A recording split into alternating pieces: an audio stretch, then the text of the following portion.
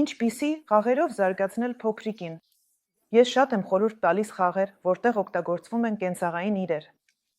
Այսպես երեխան կսովորի տեսնել իրական աշխարհը եւ ավելի շուտ կկարողանա մասնակցել տան գործերին ու իր ուժերի սահմաններում օգնել։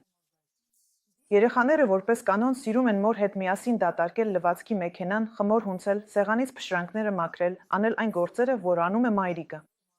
Այդ պահին փոքրիկը իրեն զգում է կարևոր մեծահասակների գործերին մասնակից։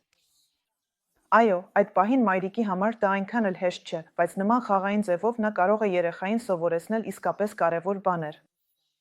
Խորհուրդ եմ տալիս տան յուրաքանչյուր հատվածում առանձնացնել անվտանգ վայրեր, որտեղ փոքրիկը կարող է ուսումնասիրել աշխարհը։